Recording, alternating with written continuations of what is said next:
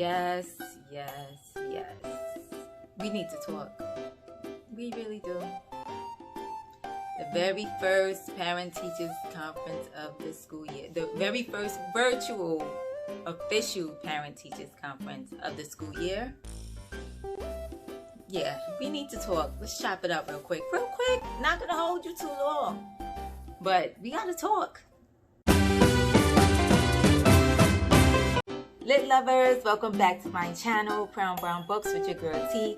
Thank you once again to all of you who have already subscribed, shared, commented, and liked.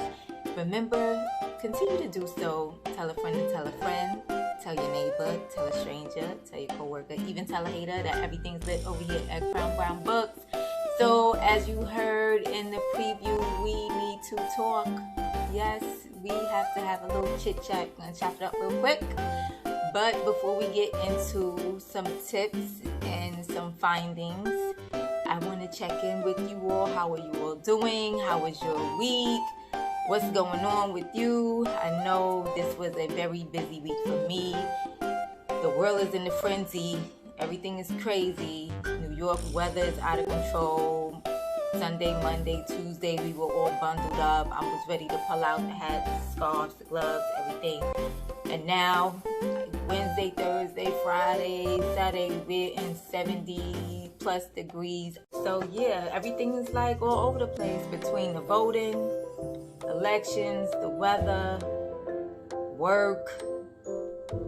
I don't know, you fill in the blanks. What else? What else is crazy? What else is going on out there? I mean, are we keeping our coats on? Are we taking them off? Do we have a new president? Do we not? What's really good? What's going on? This week in New York City Public Schools was Parent-Teachers Conference. Yes, Parent-Teachers Conferences went down this week. Virtually, of course. Yeah, virtually. And it was quite interesting. I hope you guys do not mind me eating and talking to you at the same time. It's late, it's the weekend.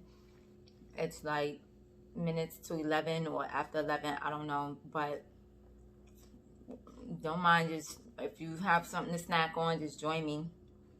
It's not a mukbang. I'm practicing for a mukbang, like future mukbangs. I'm practicing, so bear with me. But anyway, the food comes from Juicy Crab Express. These, I've seen them in Brooklyn, a few in Queens. I think there's some in every video. I have the flyer here. I said every video, every borough. So I've heard the food was good. I was like, let me try it out.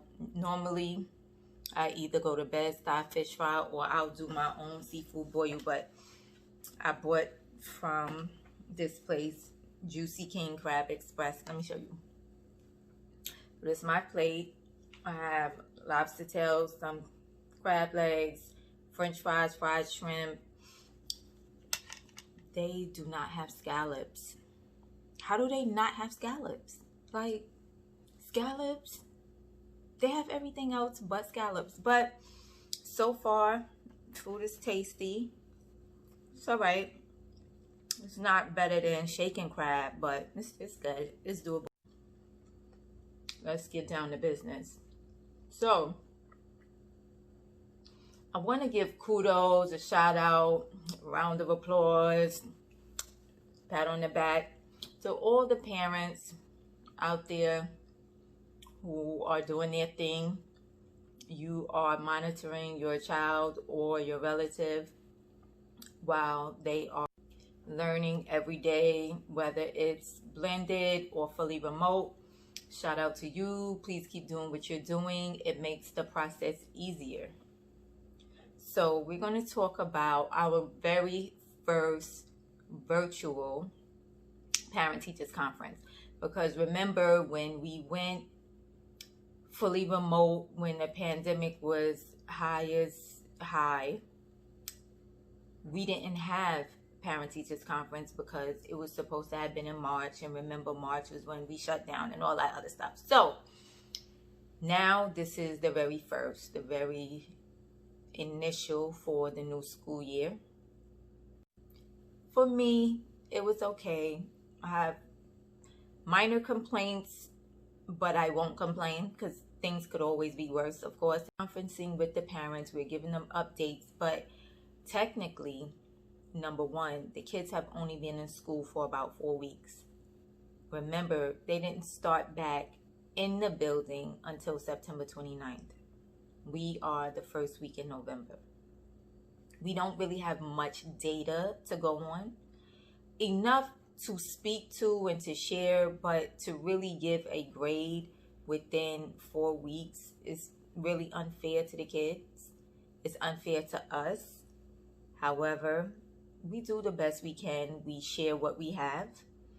And normally, if everything was normal, we would have conferences the second week in November. We are never in the single digits in having conferences. But everything has changed due to what's going on in the world.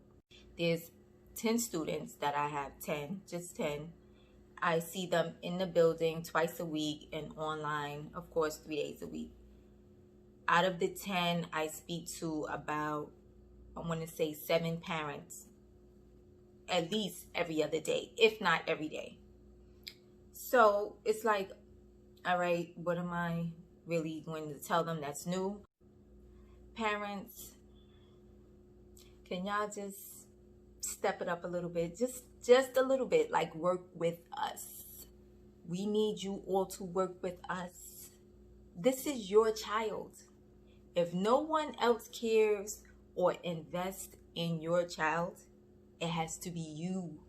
You and you only. And not you only, but you have given birth to this child. You brought this child here for a purpose.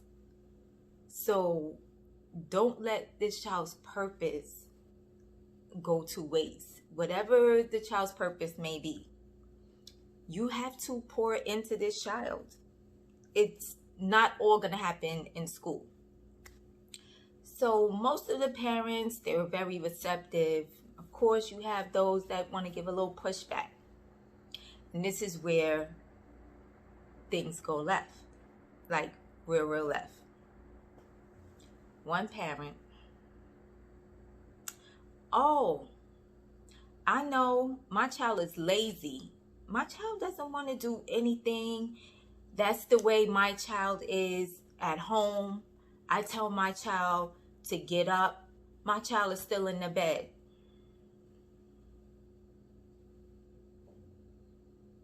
And you're the mother? You're the mother or the sister? The mother? Oh, okay. I'm going to need you to be motherly and to guide that child out of the bed. Okay? Have that child at the computer the 3 days that child is supposed to be at the computer. That child should be fully dressed. All materials, notebook, pencil, textbook, laptop, iPad, whatever, fully charged. Things happen, I get that. But things happening every day of the week. Every day of the week. And I speak to you often. Often. Oh, don't worry, miss. My child will do better. I'm going to set up something tonight.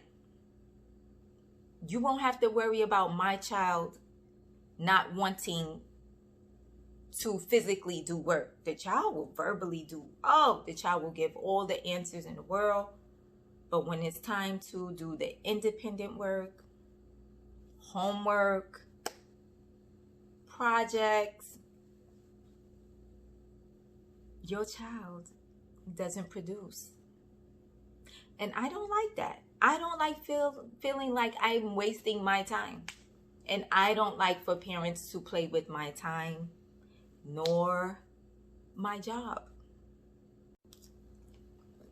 That's just one issue that I've had. So that's one issue. Parent, you know your child.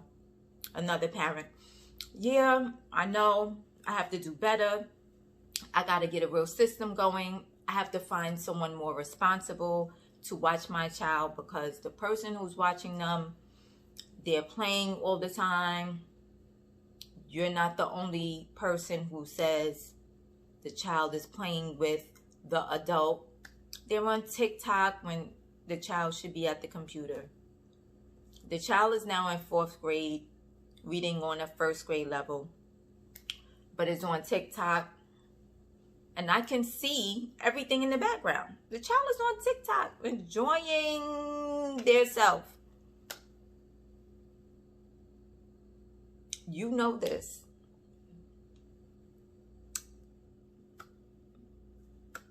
What are we doing about this? What are we doing about this, parents? What are we doing? What are we teaching, showing our young ones? What? Let me know. I don't know. For me, I'm going to tell you once. I might have to remind you. But after that, it's a wrap. Whatever way my hand swings, whichever way the wind blows this belt, I don't know. Just don't know. Then, after I conference, I give the data. I say, oh, the child is doing so well. And to educators, anyone who works with kids, when we're addressing parents, let's start off with something positive, right? I always do. We have this system that we call glows and grows. So the glow is the positive, the things that are bright and beautiful. And the grow is where the child needs to grow, like the areas that needs attention, right? So I always start off on a positive note. Yes, the child is helpful. The child is funny. Even if the child is out of control, rude, unruly, misbehaved, hyperactive, whatever you want to call it, whatever you want to identify their behavior or non-behavior, you start off with something positive. So now I ask all the parents, do you have any questions, any concerns, anything you want to know about curriculum, my teaching practice, my goals for the student or for the class? No, I don't have no questions. Y'all got this. No, we don't know. I think that's it. So you said we have to work on it. So you said they doing good in this area. So you said, yes, that's true. Yes, right. That's what I said. And I often find it strange that when talking to parents or adults, even if it has nothing to do with students, people just don't ask questions. I mean, how many of us have heard, when you go on an interview, you do your research prior to you arriving to said location of the interview. Doesn't matter what type of job it is. And the employer, hiring manager, whoever will ask, do you have any questions for us? If you're really interested in that job, in a position, you should say yes. At least 2. One for the left hand, one for the right hand, right? At least 2 questions. Parents, same thing goes for you. Okay, so what do you see my child, blah, blah, blah. Do you think my child is going to be on grade level by January? What special events or activities do you have planned for the class, considering there's no more trips, there's no art classes, there's no gym classes, and especially at a time like this, parents, this is where you need to be more vocal, more active. Inquire more, okay? I'm not surprised that parents are not asking questions. I'm not surprised that the behavior that they're showing with the whole, oh yeah, I know my child is lazy, my child hate reading, so you're gonna have to deal with that. I know y'all know how, no, I know y'all know what y'all doing. Or my child never liked math like that. That was always my child's weak area. Okay, so if you know, what have you done? Or who have you contacted at your child's school to remediate this issue? Whatever issue it may be. It may be a social issue. It doesn't always have to be academics, okay?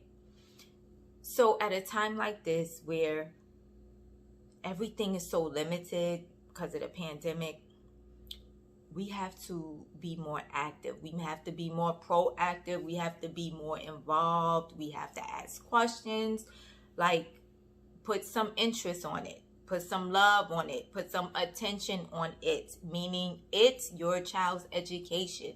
The little bit that they're getting at this point, because they're not getting a lot of it. They're really not.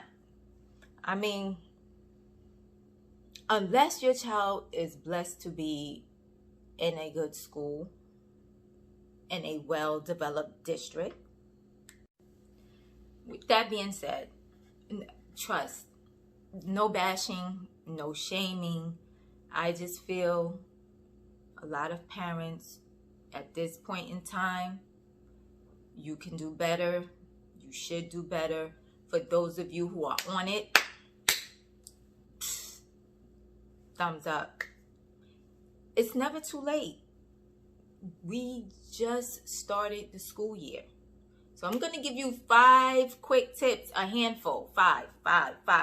You go get a paper, get your phone, get a marker, pencil, crayon, I don't know. Tell someone to help you remember. 5 quick tips, 5, to help you help your child. Okay? Number 1, please always know what your child's teacher name is, the grade your child is in, and the class number that your child is in. You all will be surprised how many parents do not know their child's teacher. Quick story. Got a phone call the other day from the office. Oh, such and such is in your class. No, such and such is not in my class. Oh, yes, the parent is here, and the parent is saying, you are the teacher. Me? No, not me. Now, I know whose class the child is in. However, I know I'm wrong. I'm so wrong for this. But I had to do it. I'm sorry. I had to do it because this person on the phone who is an office aide, all she had to do was look in the computer, 2 seconds, and not even in the computer, because we keep the class roster on the podium in the office. You know, when you go to the office, that big, yeah, we keep it on there. So all she had to do was flip through last name. She would have saw. And what makes it so bad? I have 4th grade. Said child that they were looking for, 1st grade. First grade. So the child is not even in the same grade, right? Then, when you think about a 1st grade, that's a baby. That's what, 6 years old, depending on the birthday of the child. The child could still be 5 years old. Come on, mommy, daddy, y'all gotta do better. Know your child's teacher's name. Know what grade they are in.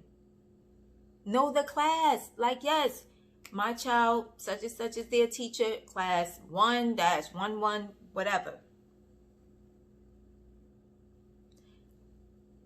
Anyway, next. Have contact information for your child's teacher or teachers. If your child has more than one teacher, if your child receives therapy, if your child gets any out of classroom services, you need all contact information. And more than one. There should be an email, there should be a phone number. And to my educators out there, I love you, I support you, I'm with you. But y'all gotta do better too. Because this whole thing with, oh, I don't want parents calling me, I don't want parents texting me, oh, these parents this, these parents that. Yeah, we get that. However, we all know you can go to Google number for free. You could get a lot of different apps, anything that you can, because if it was your child or one of your loved ones, you want that same information. Yeah, run that number, run that email. Stop doing that to the parents. Stop. I'm very transparent. I'm very open. Yep, you can have my cell. I get a lot of heat for that, but at the end of the day, I want all parents to feel comfortable with their child being in my room or me supporting their child's teacher. I am not going to be one of those, oh no, you don't have to call me. I'll see you at dismissal. No, we're not doing that. Nope. Because if anything go down in this room or wherever in the building and I need to contact you, I want to be able to contact you. I want to be able to say, you know what, you need to come talk to him. You need to come remove him. This is not a good day. Maybe he needs to go home, get a little rest, bring him back tomorrow. That's what I'm going to need. So we all have to do better. Okay? That's number 2. Number 3, parents, do bi-weekly check-ins. It will benefit everyone. Like all this you waiting for parent-teachers conference or progress reports. No. Check-in. It can be a quick email, a quick text. Oh, how's Janiyah doing today? How's Jalen doing today? What? Check in. Check in. And the teacher should not have a problem with you checking in. You are a concerned parent. You are a parent who is involved, right? That's what we want. We want parent engagement to increase. And what's parent engagement is coming up to the school, participating in meetings, asking about your child's well-being, whether it's academically, socially, emotionally. It's all of that and more, okay? So get involved, communicate with the teacher, have these check-ins, and I would say every 2 weeks. 5 minutes is not going to hurt you. And if you can't do it as a parent, get someone else to do it that you trust and that can bring the information back to you the way it was delivered to the person. Like, build a community of people who can support you and your child. Number 4, like I said, ask questions. What are you guys doing for the month of November? What do you have planned for holidays? Will there be an assembly? Are there any projects that are upcoming? Has my child improved in their reading, writing, math, science? Doesn't matter. Ask questions. Ask questions. And it doesn't always have to be with the work. It can be with the social skills. Oh, is he or she developing friends? And do you see him or her sharing or getting involved in group discussions, group activities, anything? But be proactive. Get involved. Ask a question or 2. It's not going to hurt. Yes, and that's number 5. Get involved. Find something to participate in. If your child's teacher, if the school is having a PTA meeting, parent workshop, parent development, be present. Be on time too. That's important. Be on time. Very important. And be engaged. Share information. You may be bringing something to the table. We have a lot of parents who are very crafty. some design clothes, some make jewelry, some bake. So you never know what you can get out of being a part of the school community. And you also never know what you can bring to the school community. And it can go both ways. You can learn from and you can provide support to the school. Okay? So those are my 5 tips, my handful of tips for you all.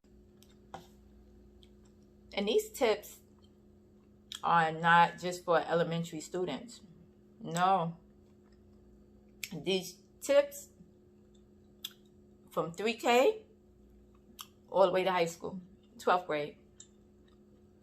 Especially high school, because you really want to know if them credits are intact, that guidance counselor got all the financial aid papers working, college applications going, what these scholarships are looking like. Like, don't think that, oh, because your child 14, 16, that, oh, you know, the school got it, or she got, You got to be on top of that too. Big or little, you got to be on top of it. You got to know what's going on. You have to. So share this information, even if it's not applicable to you. You know someone, we all know someone that has a child or two, a nephew, niece. Because I know when my niece was in high school, when her mom passed, my brother was working at night. Oh, I was up there. Yes, I was. Prospect Park High School. Yes, I was up there. Getting all her grades. Her horrible grades. But she got it together after Auntie found out. Yes, she did.